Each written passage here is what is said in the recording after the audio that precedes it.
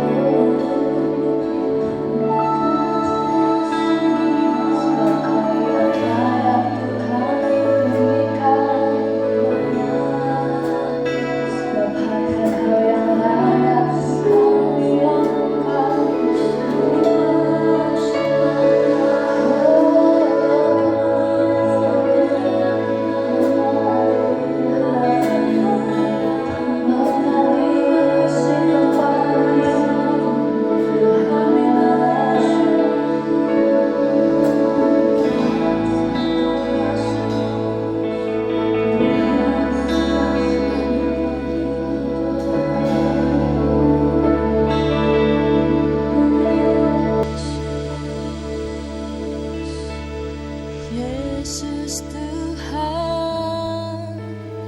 ditinggikan, dimuliakan dan naik ke surga. Dia berikan Roh Kudus-Nya, menguatkan dan menolong selalu. Sungguh ku rindu bersekutu denganmu selamanya. Yesus Tuhan,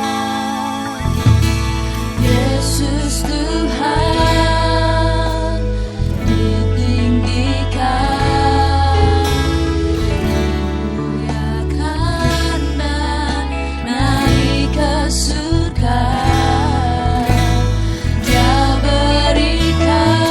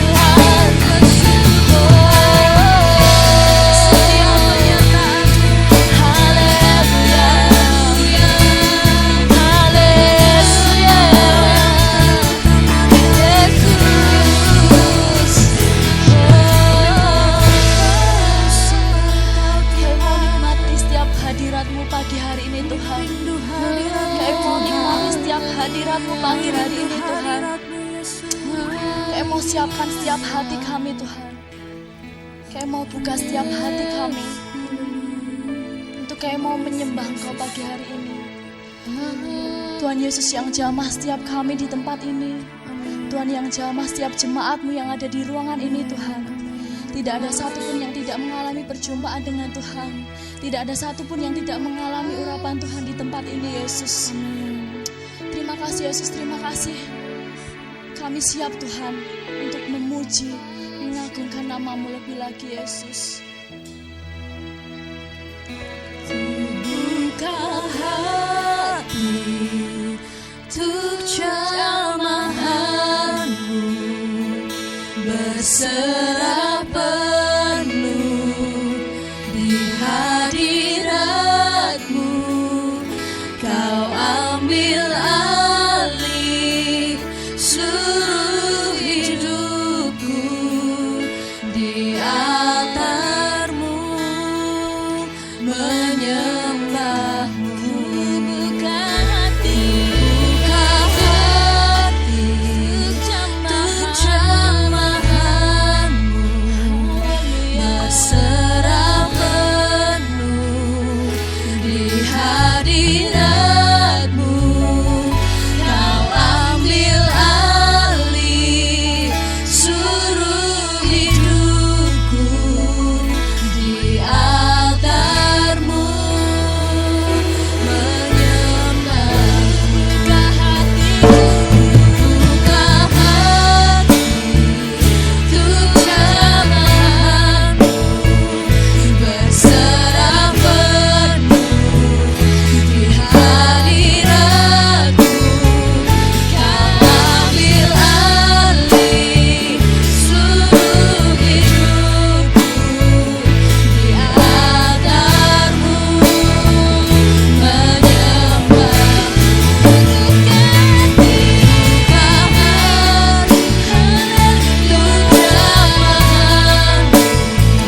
Berserah penuh di hadirat-Mu. Kau ambil alih seluruh hidupku di altar-Mu, menyembah di altar-Mu, menyembah di altar-Mu,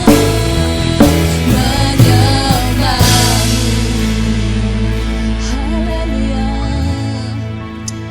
Yes Tuhan, pagi hari ini Tuhan, kami mau buka setiap hati kami Tuhan. Kami mau persiapkan setiap hati kami untuk kami mau datang di hadirat Tuhan. Di altar-Mu Tuhan, kami mau menyembah Engkau lebih lagi Yesus. Kami mau naikkan setiap pujian penyembahan kami yang terbaik buat Engkau pagi hari ini Tuhan. Lawat setiap kami Tuhan di tempat ini. Tutup bungkus setiap kami Tuhan. Biar Tuhan kami boleh merasakan setiap api-Mu, kami boleh merasakan setiap kuasa yang daripada Tuhan melawat setiap kami di tempat ini Yesus. Terima kasih Yesus, terima kasih, kami siap untuk memuji dan memuliakan nama Tuhan lebih lagi.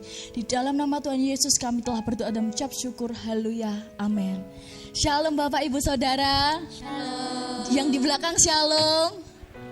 Ada sukacita pagi hari ini, amin. Amin. Amin, kita mau sama-sama bangkit berdiri. Yes, kita mau tepuk kanan kiri kita mau sampaikan, mari bersukacita lebih lagi, mari bersukacita lebih lagi. Yes. Puji nama Tuhan, pagi hari ini kita boleh kembali berkumpul, dipertemukan di gereja untuk kita boleh memperingati hari kenaikan Tuhan Yesus, di mana setelah 40 hari setelah Tuhan Yesus mati dan bangkit, lalu Dia naik ke surga untuk menyiapkan tempat bagi setiap kita, amin. Dan Tuhan juga memberikan Roh Kudus-Nya untuk setiap kita, amin. Yang siap terima Roh Kudus pagi hari ini, yang siap untuk menerima urapan Tuhan pagi hari ini, kita mau berikan aplaus yang terbaik buat Tuhan Yesus. Yes, haleluya Tuhan, kami siap Tuhan. Amin, kami siap Tuhan untuk menerima api yang baru, roh yang baru Tuhan. Mari bersama-sama kita boleh bertepuk tangan.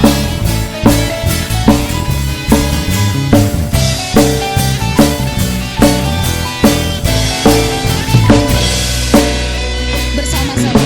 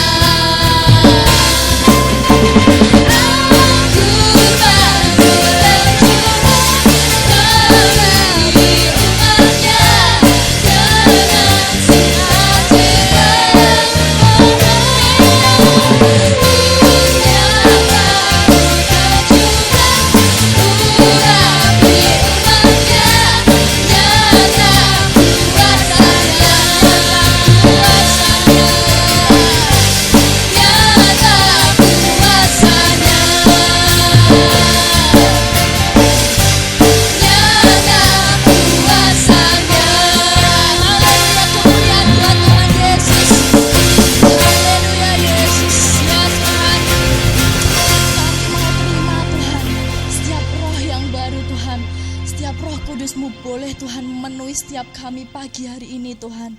Dan kami siap Tuhan, pagi hari ini kami mau mengagungkan Engkau. Setiap pujian kami, dari setiap penyembahan kami yang terbaik buat Engkau. Sebab hanya Engkau Allah yang layak untuk kami sembah Tuhan. Sebab hanya Engkau Allah yang layak untuk kami agungkan di tempat ini Tuhan.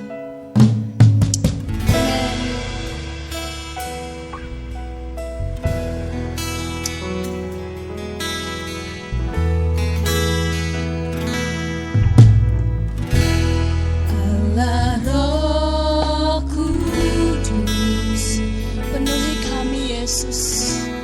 penuhi kami. Ku rindu Kau selalu dalam hidupku.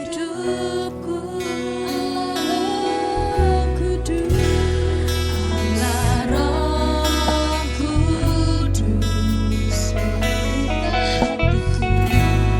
ubah hatiku,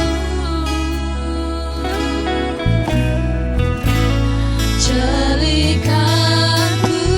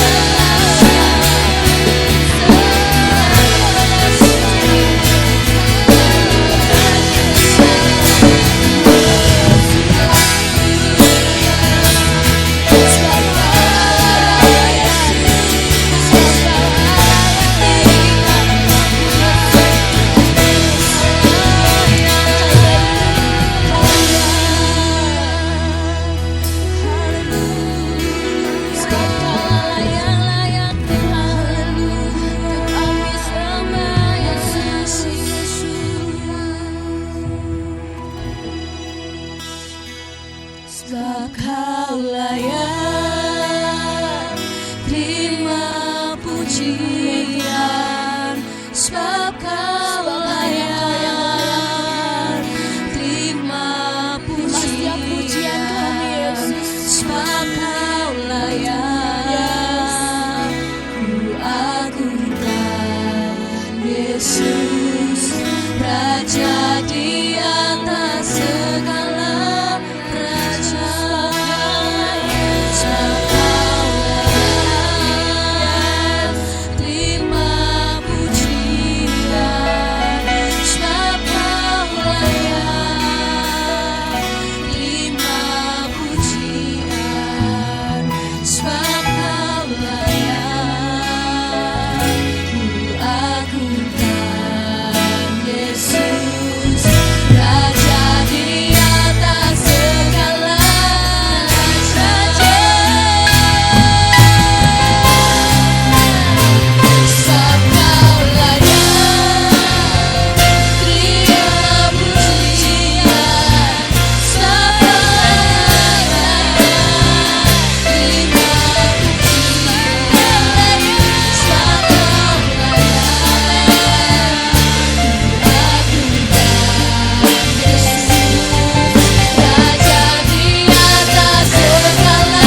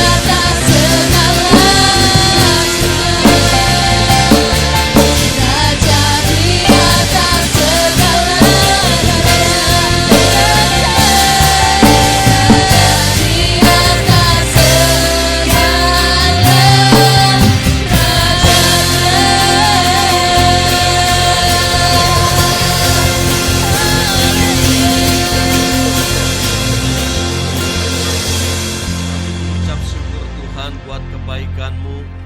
Sangat baik Engkau bagi kami. Siang hari ini kami bisa berkumpul untuk memperingati hari kenaikan Tuhan Yesus.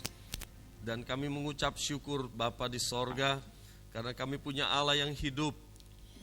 Dan sekarang naik ke sorga, dan kami percaya satu saat nanti akan datang kembali untuk menjemput kami yang kedua kali. Terima kasih Bapa di sorga, pada saat ini kami mau dengar firman Tuhan, biar Engkau berbicara kepada kami melalui firman-Mu pada saat ini. Urapi hamba-Mu untuk menyampaikan isi hati Tuhan.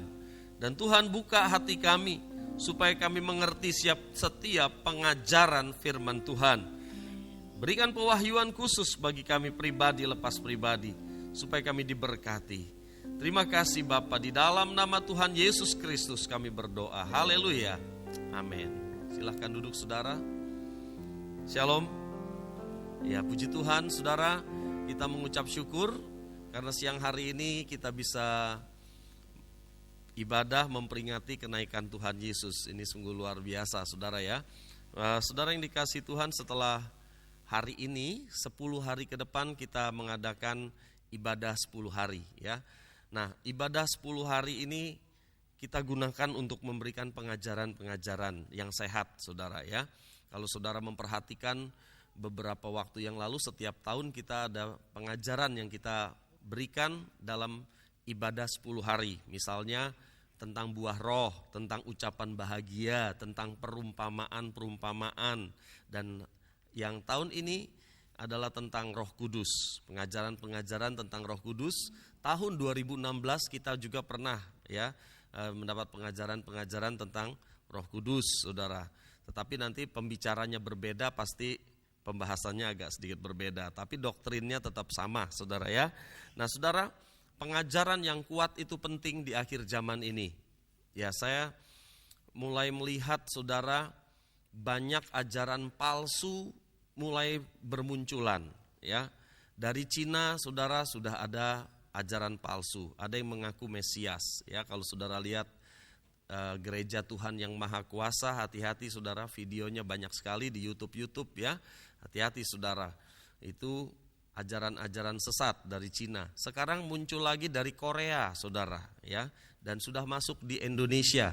Dan saudara, banyak orang tidak tahu itu ajaran sesat karena dia masuk ke sekolah-sekolah. Hati-hati saudara, mengadakan apa? Lomba melukis, dan ada kesempatan bagi pemenangnya untuk pergi ke Korea. Apa nggak seneng anak-anak sekarang, saudara ya, ke Korea gitu ya. Nah, saudaraku yang dikasih Tuhan, jadi mereka melakukan seperti itu, saudara, untuk merekrut orang-orang untuk dibawa kepada alirannya.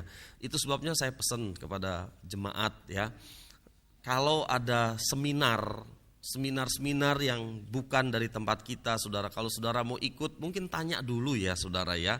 Karena sekarang itu banyak seminar sana, seminar sini, nanti pulang disangoni gitu ya, saudara. Jangan langsung ikut, saudara, karena bisa saja memasukkan doktrin-doktrin yang tidak baik, saudara ya. Sehingga nanti begitu saudara ikut seminar sana sini sampai gereja sini, saudara jadi kok lain gitu ya. Dan saudara merasa ini loh yang benar tuh ini. Nah, nanti bikin kerusuhan di dalam gereja, saudara ya. Jadi hati-hati saudara dengan seminar-seminar, dengan YouTube ya, saudara. Hati-hati pengajaran-pengajarannya. Kalau saudara bingung, lebih baik tanya ya pada Pintas, pada saya, ada Pak Hari, ada Mami Eli, ya saudara, ada Pak Agus. Saudara bisa tanya, ini bagaimana ini pengajarannya, saudara. Nah, karena apa? Akhir zaman muncul banyak pengajaran-pengajaran palsu. Alkitab sudah katakan, saudara ya. Nah, kita harus tetap pada pengajaran murni firman Tuhan. Baik, Bapak Ibu saudara yang dikasih Tuhan, hari ini saya ingin mengajar, saudara. Enggak seperti biasanya saya khotbah, tapi hari ini ngajar, saudara ya. Jadi perhatikan baik-baik supaya kita bisa paham. Begitu saudara enggak memperhatikan, iki ngomong apa gitu ya. Untuk mendasari ibadah 10 hari ke depan, saudara, temanya adalah terimalah Roh Kudus ya.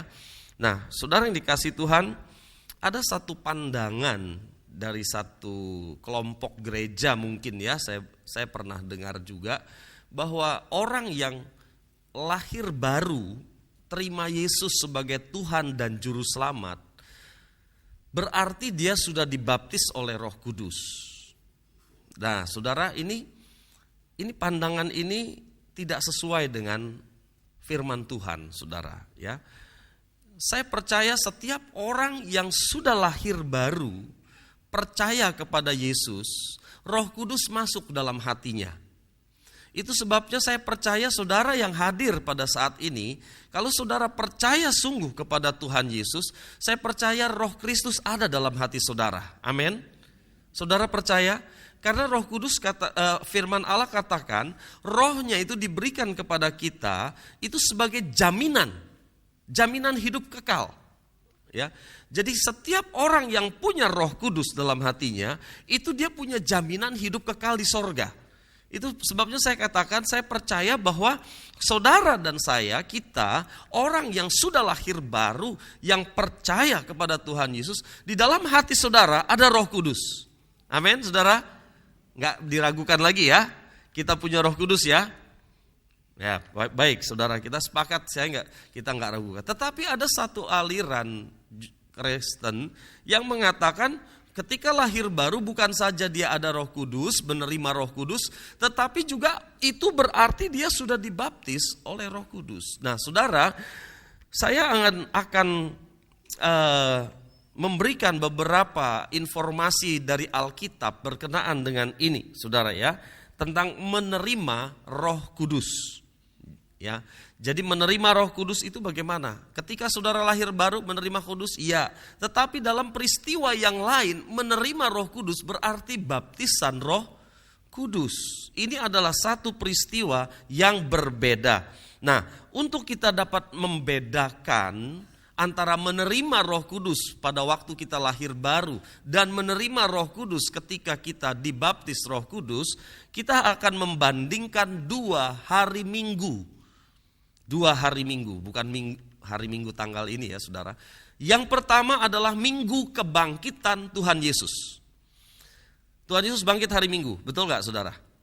Ya, jadi Tuhan Yesus bangkit hari Minggu, hari Jumat, makanya kita memperingati sebagai Jumat Agung. Kemudian hari Minggu dia bangkit. Itu sebabnya orang Kristen beribadah sekarang di hari Minggu, bukan hari Sabtu, saudara. Kan ada kan hari Sabat, hari Sabtu, betul, Sabat Sabtu. Tetapi kenapa orang Kristen beribadah di hari Minggu? Karena hari Minggu adalah merayakan kemenangan. Itu sebabnya kalau saudara ke gereja hari Minggu, kita merayakan kemenangan bersama dengan Tuhan. Amin. Ya, nah itu yang pertama adalah hari Minggu kebangkitan Tuhan Yesus. Yang kedua adalah hari Minggu peristiwa Pentakosta. Pentakosta itu terjadi hari Minggu, saudara. Nah makanya nanti kalau saudara perhatikan kita akan adakan ibadah 10 hari. Hari terakhir hari ke-10 pasti hari Minggu, saudara. Tanggal 5 nanti. Ya, mulai tanggal besok tanggal 27 kita akan berakhir hari Minggu, saudara, ya. Jadi itu 7 minggu kemudian setelah kebangkitan Kristus, 7 minggu. Nah, kita akan membandingkan 2 hari Minggu ini, saudara, ya. Mari kita lihat dulu Yohanes 20 ayat 22. Dan sesudah berkata demikian, ia mengembusi mereka dan berkata, terimalah Roh Kudus. Kapan peristiwa ini terjadi, saudara? Kapan Yesus mengembusi mereka itu murid-muridnya, dan berkata, terimalah Roh Kudus. Kapan peristiwa ini? Yohanes 20 ayat 22 ini. Peristiwa ini terjadi adalah ketika Yesus sudah bangkit dari kubur. Ya, peristiwa ini terjadi kapan? Setelah Yesus bangkit dari kubur, ya. Dan Tuhan bilang, terimalah Roh Kudus, katanya, ya. Nah, saudaraku yang dikasihi Tuhan, apa maknanya? Kalau saudara memperhatikan antara perjanjian lama dan perjanjian baru, itu ada perbedaan. Di dalam perjanjian lama, tidak semua orang yang percaya kepada Yahweh, pada saat itu mereka menyebut Allah dengan YHWH, Yahweh, saudara, ya. Itu adalah orang yang, dan apa maksudnya, Allah menaruh rohnya gitu ya di dalam orang tersebut. Enggak begitu, saudara. Beda, perjanjian lama enggak seperti itu. Beda perjanjian baru, kita hidup di dalam perjanjian baru. Saudara percaya Yesus, Roh Kudus tinggal dalam hati saudara, iya toh? Tapi perjanjian lama tidak demikian, saudara. Hanya orang-orang tertentu saja yang diurapi oleh Roh Kudus. Misalnya nabi, raja, atau nasir Allah. Hanya orang-orang tertentu saja di dalam perjanjian lama. Oleh karena itu, saudara, setelah kebangkitan Kristus dari kematian, para rasul itu beralih keselamatannya dari perjanjian lama kepada keselamatan perjanjian baru, saudara. Ya, dari keselamatan perjanjian lama kepada perjanjian baru. Perjanjian baru disebut dengan lahir baru kalau orang menerima Kristus. Ya, orang yang menerima Kristus disebut lahir baru. Ya, nah peristiwa murid-murid ini diembusi oleh Roh Kudus oleh Tuhan Yesus. Ini adalah satu sejarah pertama kali orang menyebut lahir baru sebenarnya. Pertama kali Roh Kudus itu masuk ke dalam hati murid-muridnya Tuhan Yesus. Saudara. Ya, oke, jadi paham gak saudara sampai sini? Dulu belum ada istilah lahir baru, dulu belum ada. perjanjian lama. Tapi perjanjian baru mulai ada istilah lahir baru dimulai dari murid. Ketika Yesus mengembusi mereka dengan Roh Kudus, dan di situ dikatakan terimalah Roh Kudus. Berarti setelah itu Roh Kudus berdiam di dalam hati murid-murid. Betul gak saudara? Ya, oke. Jadi inilah awal mulanya mereka lahir baru. Mereka berubah dari keselamatan perjanjian lama, sekarang keselamatan yang ada di dalam perjanjian baru. Nah, saudara dan saya, kita sekarang ada di dalam keselamatan perjanjian baru. Apa itu? Kalau saudara percaya kepada Tuhan Yesus, maka Roh Kudus berdiam di hati saudara. Oke, paham ya? Ini saya bicara sejarahnya, saudara. Sejarahnya lahir baru itu demikian. Oleh sebab itu saya katakan tadi bahwa setiap orang yang percaya kepada Tuhan Yesus, di dalam hatinya berdiam Roh Kudus. Amin, saudara? Ya, kita percaya itu ya. Sekarang kita lihat Roma 10 ayat 9. Sebab jika kamu mengaku dengan mulutmu bahwa Yesus adalah Tuhan dan percaya dalam hatimu bahwa Allah telah membangkitkannya dari antara orang mati, maka kamu akan diselamatkan. Sekarang perhatikan, ini adalah syarat keselamatan. Saudara perhatikan ada dua ya. Mengaku dengan mulut bahwa Yesus adalah Tuhan dan percaya dalam hati bahwa Allah telah membangkitkan dia dari antara orang mati. Terus di situ dikatakan, maka kamu akan diselamatkan. Nah, saya akan mengupas ini sedikit. Para murid, saudara, mengaku gak dengan mulutnya bahwa Yesus adalah Tuhan? Menurut saudara. Mereka percaya gak Yesus itu Tuhan? Percaya, saudara. Para murid itu gak meragukan. Yesus Tuhan. Bahkan Petrus katakan, engkau adalah Mesias, anak Allah yang hidup. Betul ya, saudara? Jadi bagian pertama ini gak masalah. Mengaku dengan mulut bahwa Yesus adalah Tuhan. Tetapi bagi murid-murid, bagian kedua ini masalah, saudara. Percaya dalam hati bahwa Allah telah membangkitkan dia. Sekarang saudara lihat peristiwanya sebelum Yesus mati di atas kayu salib. Yesus sudah ngomong sama murid-muridnya, 3 kali aku akan mati, setelah 3 hari aku akan bangkit. Tapi murid-muridnya percaya gak, saudara? Gak percaya, saudara. Iya kan? Murid-muridnya gak percaya. Kalau mereka percaya, mereka gak akan bimbang, mereka gak akan kocar-kacir ketika Yesus disalib. Gak akan, saudara. Tapi Petrus menyangkal Yesus. Tapi kalau perkataan Yesus itu tinggal di dalam hatinya, kan Yesus bilang, aku akan mati, setelah itu 3 hari kemudian aku akan bangkit. Kalau mereka percaya, saudara, ketika Yesus ditangkap, mereka tenang-tenang aja, pasti bangkit nanti. Betul kan, saudara? Tapi buktinya kan gak begitu, saudara. Buktinya Petrus menyangkal Yesus. Dan murid-murid yang lain kocar-kacir, meninggalkan Yesus semuanya. Betul apa enggak, saudara? Berarti mereka enggak percaya bahwa Yesus akan bangkit, saudara. Mereka enggak percaya waktu itu. Tetapi setelah kebangkitan Kristus, pagi-pagi hari Minggu kubur kosong, saudara. Mereka mulai, wow, benar ini perkataan Yesus. Benar ini, Yesus akan bangkit. Nah, saudara, tapi kemudian benar, Yesus bangkit dan Tuhan Yesus datang kepada murid-muridnya yang dalam keadaan ketakutan, saudara. Mereka dalam satu rumah terkunci, tiba-tiba Tuhan datang di sana. Mereka dalam keadaan ketakutan, Yesus datang. Tuhan mau nyatakan, ini loh yang aku katakan dulu. Aku dulu mati dan sekarang aku bangkit. Percaya enggak kamu? Dulu Thomas bilang, aku kalau belum mencucukkan tanganku ke tempat paku, aku gak percaya. Itu siapa? Thomas. Tuhan Yesus bilang, Thomas kemari, ini tanganku, cucukkan tanganmu. Supaya Thomas percaya aku sudah bangkit. Jadi saudaraku yang dikasih Tuhan, bagi murid-muridnya, percaya dalam hati bahwa Allah telah membangkitkan dia. Sebelumnya gak percaya, saudara. Itu sebabnya kapan kejadian ini terjadi? Kapan mereka percaya? Setelah Yesus bangkit, Yesus menyatakan diri kepada mereka. Sekarang mereka mengaku dengan mulut bahwa Yesus adalah Tuhan, Yesus adalah Mesias, benar. Dan kemudian mereka percaya bahwa Allah sudah membangkitkan Yesus dari antara orang mati. Dan pada waktu itu murid-murid menjadi percaya, saudara. Ya, jadi ada 2 syarat ini, saudara. Nah, ketika mereka percaya itu, setelah kebangkitan, baru tadi ada Yohanes tadi ya, saudara. Terimalah Roh Kudus. Setelah mereka percaya, mengaku dengan mulut dan percaya dalam hati, baru mereka mengalami yang disebut dengan kelahiran baru.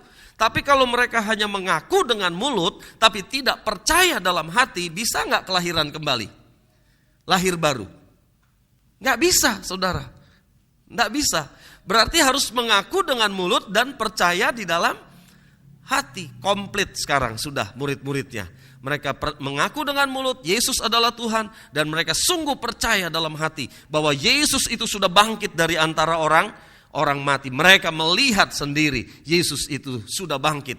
Itu sebabnya setelah itu Tuhan berkata, diembusi oleh Roh Kudus, embusi oleh Tuhan, dan dikatakan terimalah Roh Kudus. Dan saat itulah mereka mengalami yang disebut dengan kelahiran kembali, lahir baru, keselamatan di dalam perjanjian baru. Tetapi saudara, Tuhan bilang, jangan pergi dulu nginjil. Belum komplit apa yang aku mau kerjakan dalam hidupmu. Nah, ini dia, saudara. Belum komplit. Tuhan katakan, tunggu aku.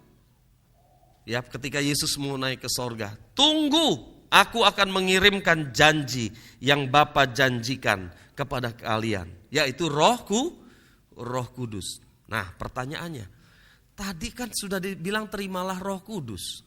Sekarang kok suruh tunggu Roh Kudus? Lah, bingung kan kita jadinya, saudara. Ya. Nah, inilah yang saya katakan ada 2 peristiwa yang berbeda. Mari kita lihat dulu. Lukas 24:49.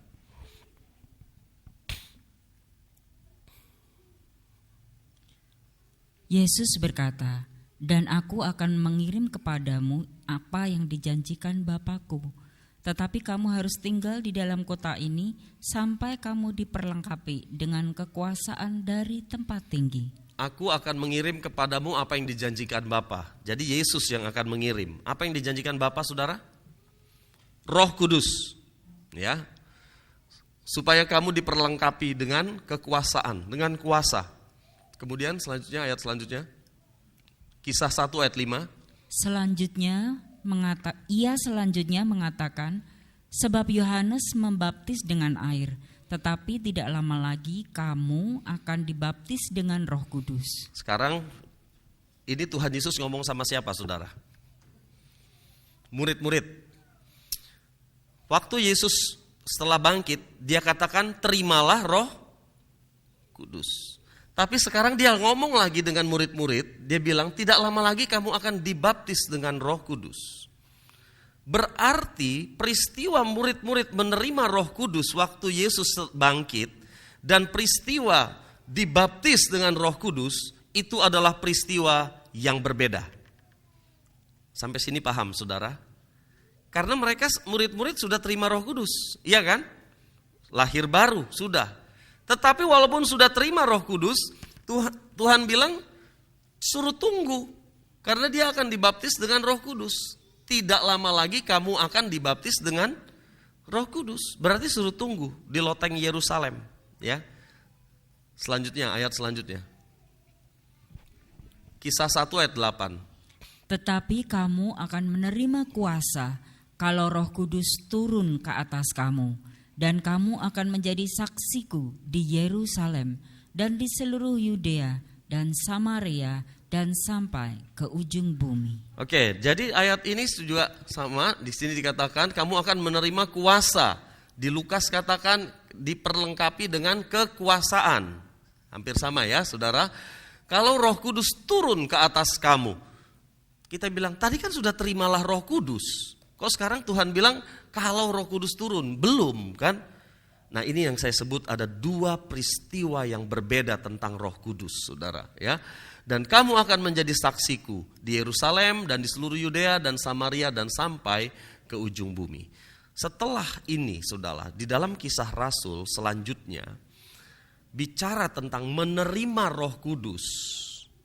Ya saudara, menerima Roh Kudus itu merujuk kepada baptisan Roh Kudus. tidak merujuk kepada kelahiran baru. Setelah itu, saudara, di kitab Kisah Rasul dan terus menerus, kalau dikatakan menerima Roh Kudus, itu tidak bicara tentang lahir baru, tetapi adalah bicara soal baptisan Roh Kudus. Oke ya, saudara, ini sampai sini mudah-mudahan nggak bingung, saudara. Atau ada yang bingung, saudara? Ya, Kisah 2 ayat 4 coba. Maka penuhlah mereka dengan Roh Kudus, lalu mereka mulai berkata-kata dalam bahasa-bahasa lain, seperti yang diberikan oleh Roh itu kepada mereka untuk mengatakannya. Setelah mereka menunggu 10 hari, saudara, hari ke-10, hari Minggu itu, saudara, mereka dipenuhi dengan Roh Kudus. Di sini dikatakan, saudara, maka penuhlah mereka dengan Roh Kudus. Lalu mereka mulai berkata-kata dalam bahasa-bahasa lain seperti yang diberikan oleh Roh itu kepada mereka untuk mengatakannya. Oke, sekarang saudara, pada minggu setelah Yesus bangkit dari kubur, Tuhan mengembuskan Roh Kudus dan katakan, terimalah Roh Kudus. Itu adalah peristiwa lahir baru. Tetapi lahir baru ini enggak komplit kalau belum ada 7 minggu kemudian, yaitu minggu kenaikan Tuhan Yesus. Hari Pentakosta, ya. Kenaikan Tuhan Yesus 10 hari kemudian, peristiwa Pentakosta. Nah, pada peristiwa Pentakosta dikatakan penuhlah mereka oleh Roh Kudus. Sehingga saudaraku yang dikasihi Tuhan, saya mau katakan bahwa peristiwa terimalah Roh Kudus dan peristiwa Pentakosta ini adalah satu peristiwa yang berbeda. Jadi kalau saudara lahir baru, belum tentu saudara sudah dipenuhi oleh Roh Kudus. Tapi Roh Kudus tinggal dalam hati saudara, ya benar. Tapi belum tentu dipenuhi oleh Roh Kudus. Oke, sampai sini paham ya. Sekarang saya mau kita melihat satu bagan atau tabel, maaf ya. Coba kita lihat. Pada hari Minggu kebangkitan, kebangkitan Yesus telah bangkit dari kematian. Peristiwanya itu Yesus bangkit dari kematian. Yang kedua, Yesus mengembuskan Roh Kudus kepada murid-muridnya. Itu peristiwa lahir baru, ya. Hasilnya apa? Kehidupan. Makanya ada disebut dengan lahir baru. Bayi rohani itu kehidupan, melahirkan satu kehidupan, ya saudara. Nah, apa ini? Pada hari Minggu Pentakosta, Yesus naik ke surga. Peristiwa Pentakosta itu, saudara, Yesus sudah naik ke surga. Karena Pentakosta itu kan 10 hari setelah Yesus naik ke surga, ya saudara. Jadi Yesus telah naik ke surga. Yesus mencurahkan Roh Kudus yang dijanjikan oleh siapa? Bapa. Di peristiwa Pentakosta. Kemudian hasilnya apa, saudara? Kuasa. Kamu akan menerima kuasa kalau Roh Kudus turun ke atas kamu. Saudara, kuasa ini apa? Kuasa keberanian untuk menginjil. Petrus yang dulu penakut, saudara, yang ditanya anak kecil, kamu muridnya Yesus? Bukan, penakut dulu, saudara. Karena gak dipenuhi Roh Kudus, saudara. Tetapi setelah dia dipenuhi oleh Roh Kudus, saudara, dia bangkit. Orang-orang bilang, mabuk. Karena mereka pakai bahasa roh, saudara. 120 orang berbahasa roh. Dan orang-orang bilang, itu orang-orang pada mabuk ya, katanya. Gak ngerti ngomongnya. Mereka juga berbahasa-bahasa kita. Kadang-kadang bahasa roh itu memberikan bahasa-bahasa yang bahasa lain. Misalnya orang itu pakai bahasa Aram, ya, dia pakai bahasa Aram juga. Nah, saudara, orang bilang itu mabuk. Petrus bangkit, kami tidak mabuk, katanya. Terus dia mulai berkhotbah. Berapa hari itu saudara yang bertobat? 3.000 orang bertobat. Dia khotbah dengan kuasa dari sorga, saudara. 3.000 orang bertobat. Berani dia. Dia gak peduli. Kalau dulu ditanya orang, kamu murid Yesus? Bukan. Sekarang dia berani berhadapan dengan ribuan orang dan menyaksikan siapa Yesus itu. Saudara, kuasa ini adalah kuasa yang membuat kita berani bersaksi. Amin, saudara. Kuasa ini juga yang akan memampukan saudara menang atas dosa. Ya. Selanjutnya saudara, saya ingin bicara tentang terima Roh Kudus ini dalam pengertian dibaptis Roh Kudus. Pengertian dibaptis Roh Kudus, ya. Saya akan memberikan 3 contoh di dalam kitab Kisah Rasul.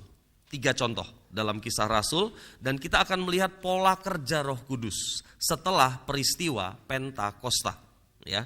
Yang pertama adalah pelayanan yang dilakukan Filipus di Samaria. Ya, di Samaria. Mari kita lihat Kisah 8 ayat 5. Dan Filipus pergi ke suatu kota di Samaria dan memberitakan Mesias kepada orang-orang di situ. Oke, jadi perhatikan, setelah peristiwa Pentakosta mereka pergi menginjil, saudara. Filipus pergi ke Samaria. Kita tahu Samaria itu ada dengan orang Yahudi itu tidak bersahabat, saudara. Mereka bermusuhan, orang Samaria dengan orang Yahudi. Tapi pada waktu itu Filipus pergi ke Samaria, saudara, untuk memberitakan Injil Yesus Kristus, saudara. Ya. Kemudian kita lihat ayat 12, Kisah 8 ayat 12.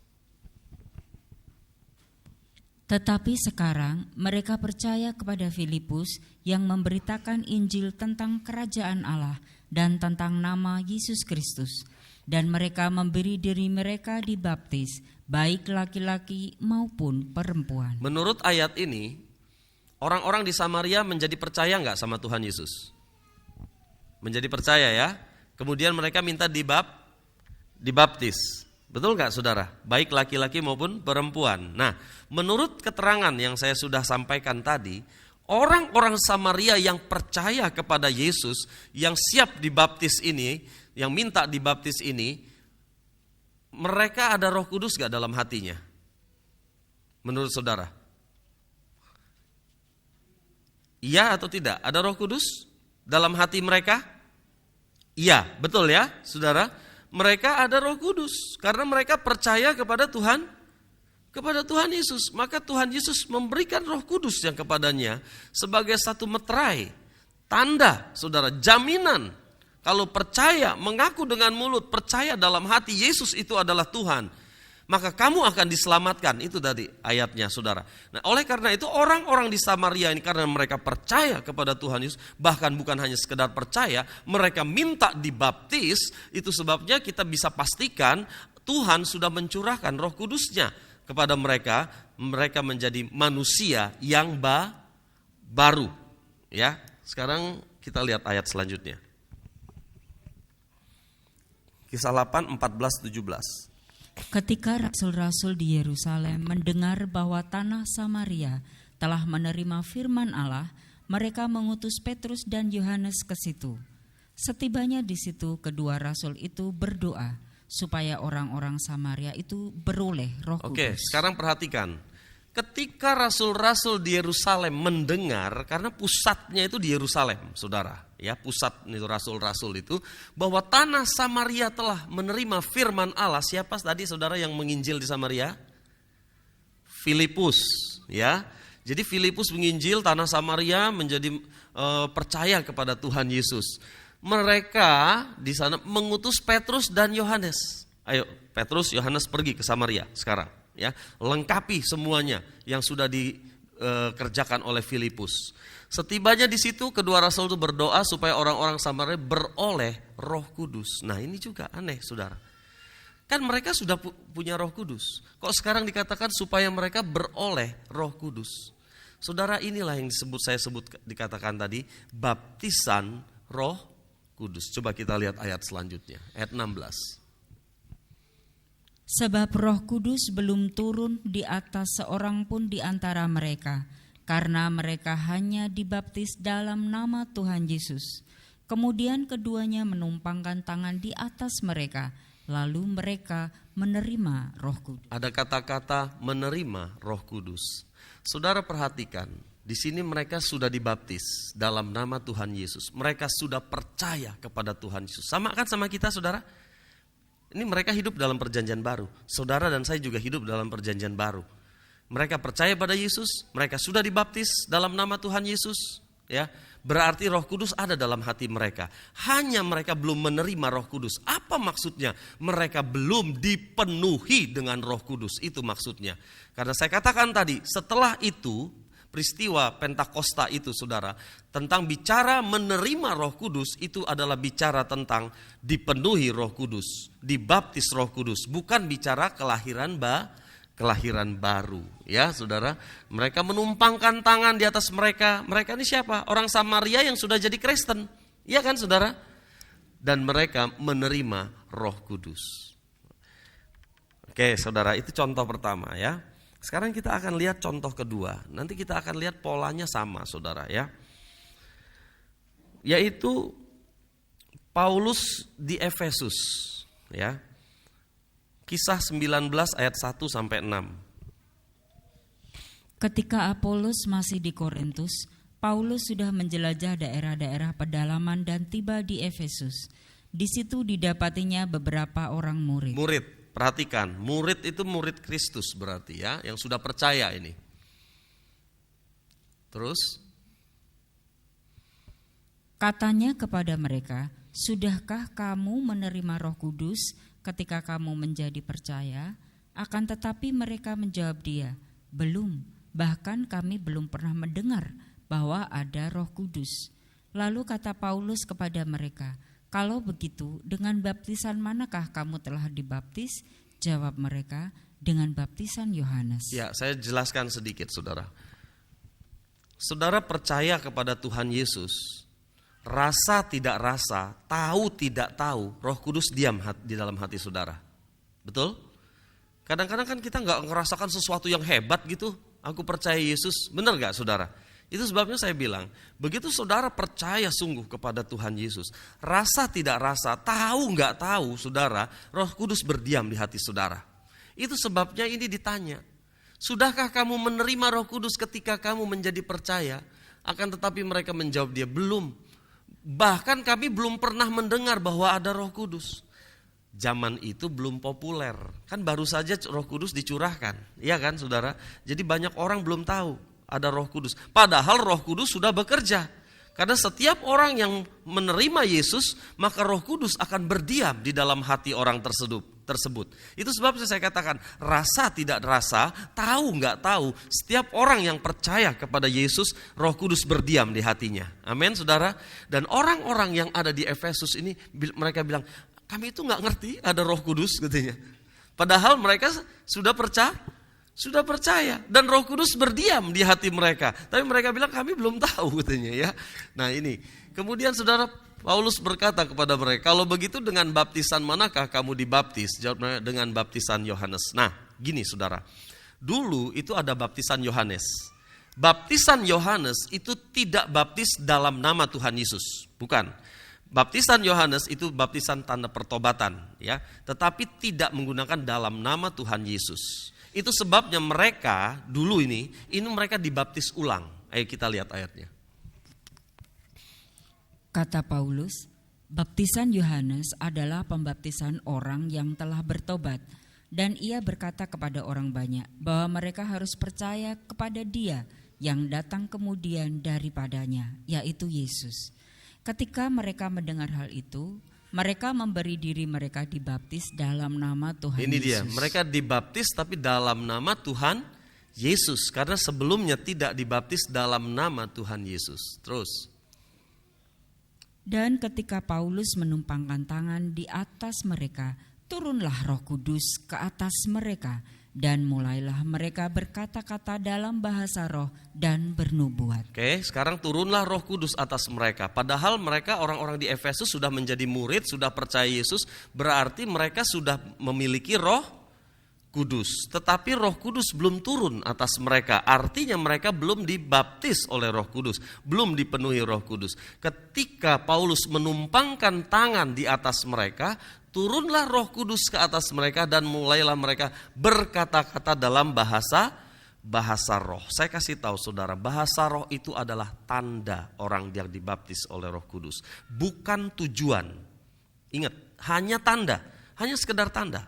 Jangan bangga kalau saudara berdoa bahasa roh, bukan untuk bangga-banggaan, saudara. Ya, itu hanya tanda. sama seperti saudara baptis air, tandanya basah, bukan tujuannya basah. Oke? Hanya tandanya aja basah, tujuannya bukan untuk basah. Masa saudara baptis tujuannya untuk basah? Mandi aja di kali, atau di kolam renang, nanti basah. Ya kan saudara? Nah jadi sama, saudara dipenuhi oleh Roh Kudus, dibaptis Roh Kudus, tandanya bahasa roh. Ini di Alkitab katakan, ya. Tapi bukan tujuannya itu, saudara. Tujuannya adalah kuasa tadi, saudara. Ya, supaya saudara menginjil dengan kuasa dari sorga. Saudara bisa menang setiap hari atas dosa, ya, saudara.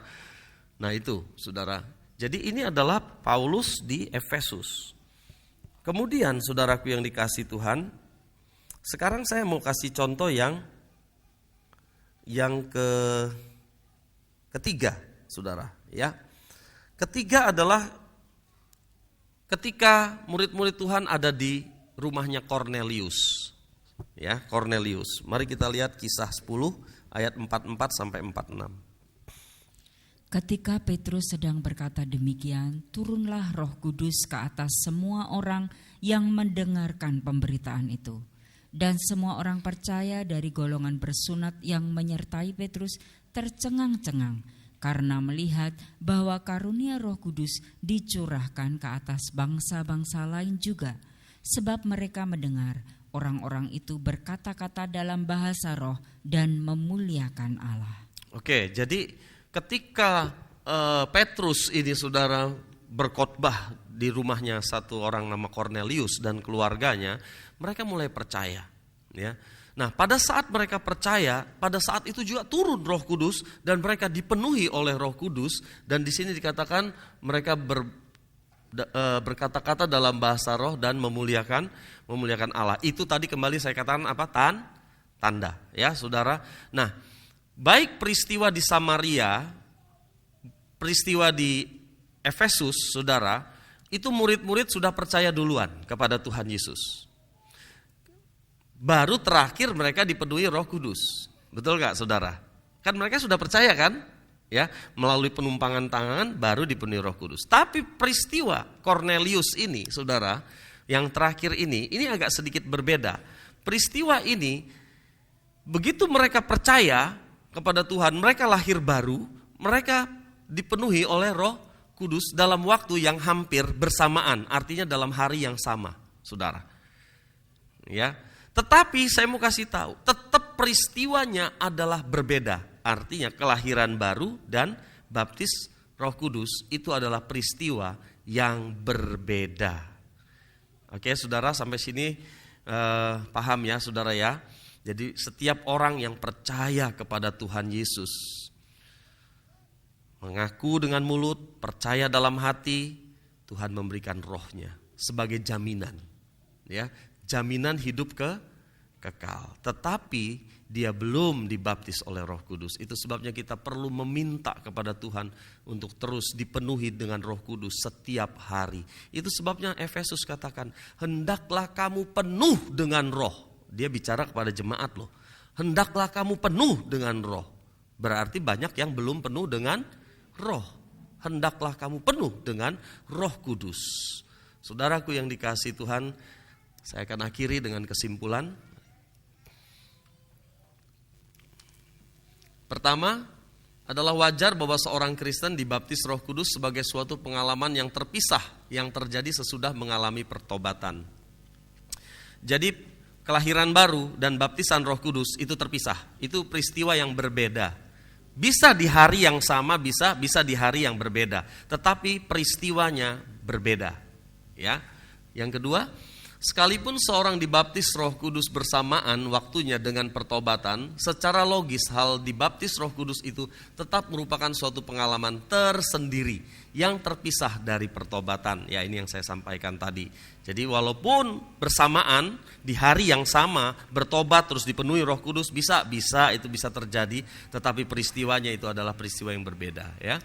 Hal yang ketiga, entah apakah seorang dibaptis Roh Kudus pada waktu bertobat atau sesudah pertobatannya, bukti atau tanda bahwa orang itu telah dibaptis Roh Kudus tetap sama.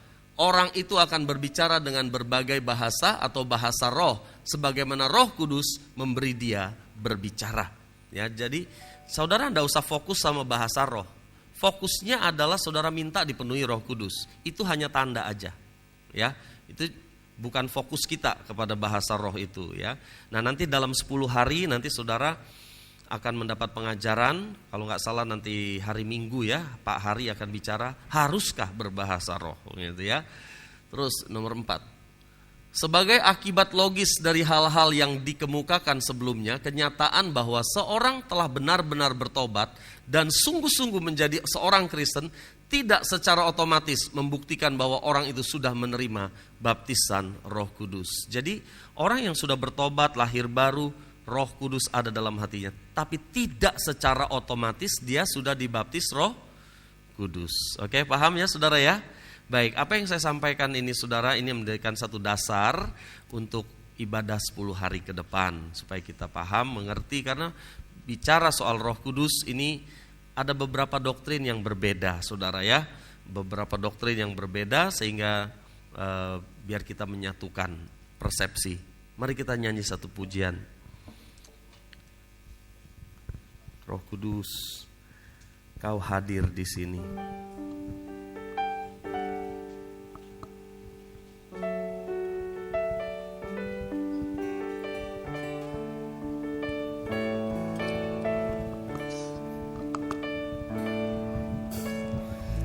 Kudus, Kau hadir di sini. Roh Kudus, ku mengasihimu. Kau lembut, Kau manis, Kaulah penghiburku, penolongku, diutus Bapa-Ku. Ku buka hati, untuk Roh-Mu Tuhan. Ku buka hati menyembah-Mu Yesus. Jamahlah kami, penuhi kami dengan kuasa Allah Maha Tinggi. Roh Kudus, mari kita bangkit berdiri bersama-sama. Roh Kudus, Kau hadir di sini. Roh Kudus, ku mengasihimu. Kau lembut, Kau manis, Kaulah penghiburku, penolongku, diutus Bapa-Ku. Buka hatiku, buka hati untuk Roh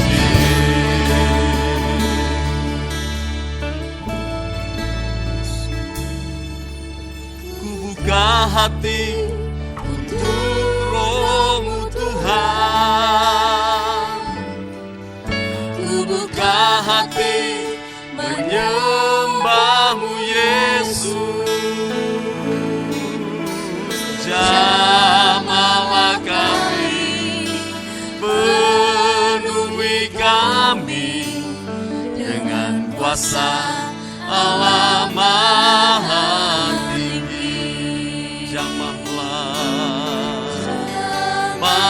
kami, penuhi kami dengan kuasa Allah Maha Tinggi.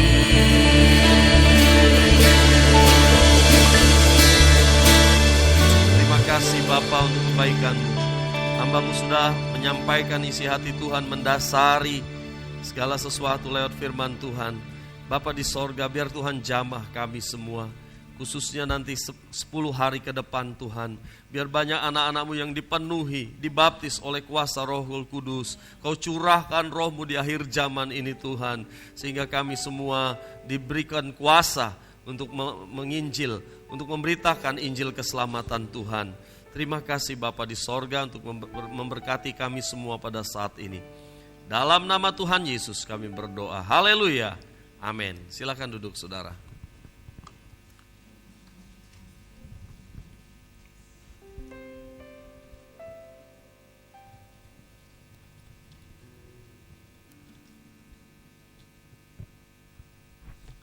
Shalom Bapak Ibu Saudara yang terkasih di dalam Tuhan. Pagi hari ini atau siang hari ini kita diberkati oleh kebenaran firman Tuhan yang disampaikan oleh hambanya Bapak Teddy. Kami atas nama Jemaat Gideon Ayu mengucapkan terima kasih atas pelayanan Bapak Teddy saat siang hari ini. Pada kesempatan siang hari ini saya akan membacakan pengumuman gereja. Yang pertama, ibadah 10 hari pencurahan Roh Kudus akan diadakan mulai hari Jumat tanggal 27 Mei tahun 2022 jam 18 atau jam 6 sore. Untuk hari pertama akan dilayani oleh Bapak Pendeta Agus Sudarmono dengan tema Hendaklah kamu penuh dengan Roh Kudus. Ibadah tetap mematuhi protokol kesehatan. Mari Bapak Ibu Saudara bisa hadir dalam ibadah 10 hari pencurahan Roh Kudus supaya rohani kita tambah kuat dan tambah bertumbuh di dalam Tuhan. Pengumuman yang kedua, ibadah tunas remaja hari Jumat 27 Mei tahun 2022 jam 4 sore ditiadakan, digabung dengan ibadah 10 hari. Demikian pengumuman yang dapat saya bacakan saat ini. Terima kasih, Tuhan Yesus memberkati. Mari Bapak Ibu Saudara yang terkasih, kita akan bangkit berdiri, kita akan berdoa syafaat untuk bangsa dan negara dan gereja kita, dan berdoa untuk 10 hari pencurahan Roh Kudus hari besok, hari pertama sampai nanti selesai.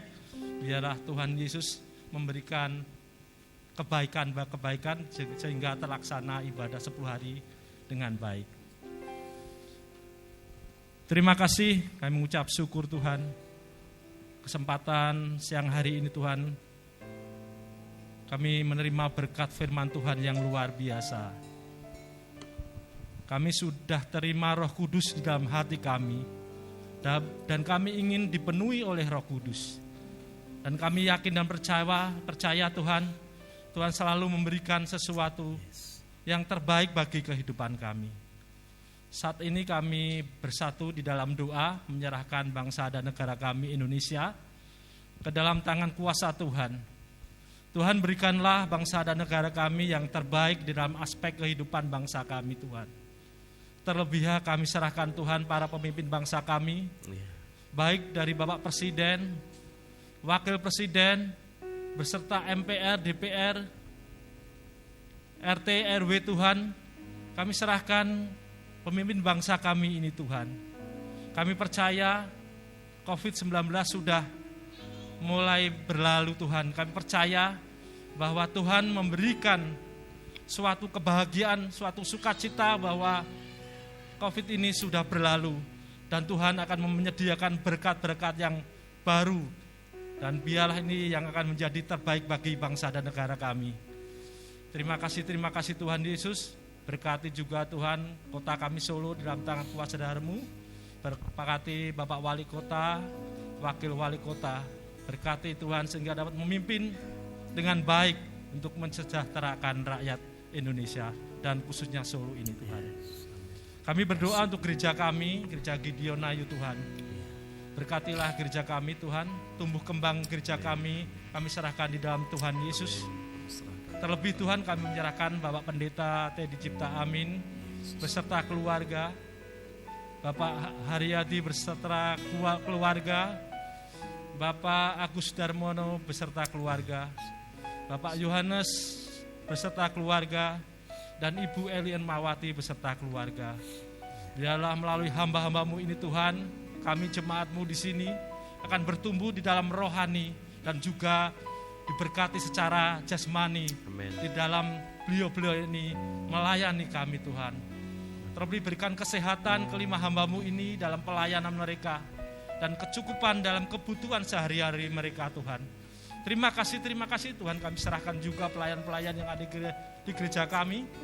Kami tidak sebutkan satu persatu, kami tahu bahwa Tuhan tahu. Tuhan memberkati semua pelayan ada di gereja ini sehingga kami dapat satu sehati Tuhan untuk memberikan yang terbaik demi kemuliaan Tuhan. Terima kasih.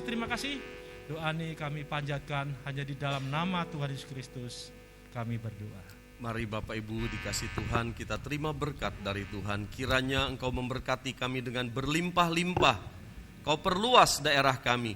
Kiranya tangan-Mu yang kuat menyertai kami dan melindungi kami daripada malapetaka, sehingga kesakitan tidak menimpa hidup kami.